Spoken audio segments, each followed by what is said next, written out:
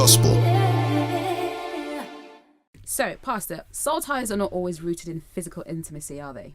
No, they're not. And as you know, I also wanted to go back a little bit and expand or give you a scientific understanding for soul ties. Okay. Because oftentimes when there is this, I don't know what the right word to use is, there's this kind of movement now against soul ties or painting them as something that is made up, as you suggested, that it's just something mythical that pastors have made up to scare single people into not being sexually active.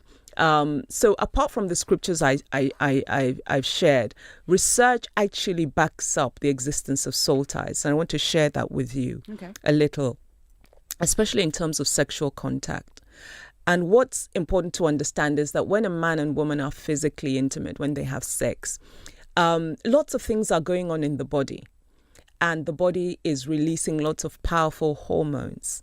Now, one of the hormones that's released when a man and woman has sex is oxytocin. And oxytocin is what's been called the love hormone. Yeah, it's one that gives you romantic feelings, that makes you feel cuddly, that makes you feel loved. And actually, oxytocin is not only released during sexual encounters, it's also released during childbirth, and is what's responsible for the nurturing and the loving feelings that a woman has towards her newborn child. Wow.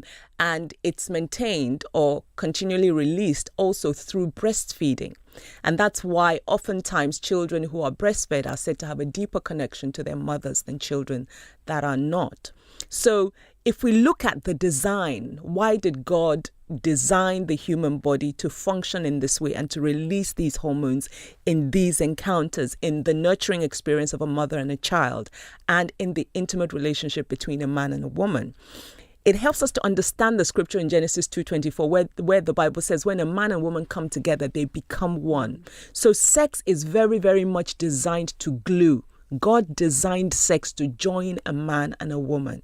It's not the only way, but it's one of the key vehicles that God has designed.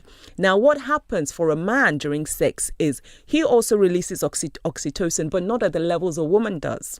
Instead, what he releases at a higher level is dopamine, which is a pleasure hormone. Okay, so this helps us to understand why women tend to become more tied to men they sleep with, whereas men are less tied emotionally, if that makes sense.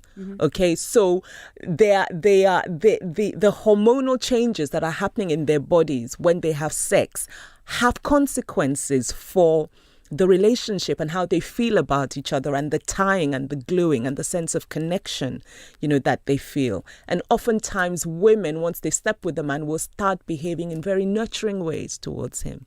They'll start caring for him and preening him almost as they would a baby. And that's because of this hormone that is released during childbirth and during sexual intercourse for a woman. So there is actually scientific evidence as well for the existence of soul ties. I guess that's why you shouldn't be, having multiple partners, because it's as if like you're leaving yourself with so many different people, so you get tied to so many that's people. It. That's where the idea of fracturing comes, where people begin to feel sexually confused after a while, and also what happens with how soul ties develop is that they are reinforced by continuous activity. So the more that you have sex with somebody, the more that you're intimate with somebody, the stronger the tie becomes. Premier Gospel. Premier Gospel. For more great music and interviews, tune into Gospel Drive with me, Lady T, weekdays from 3 p.m. on Premier Gospel Music for Life.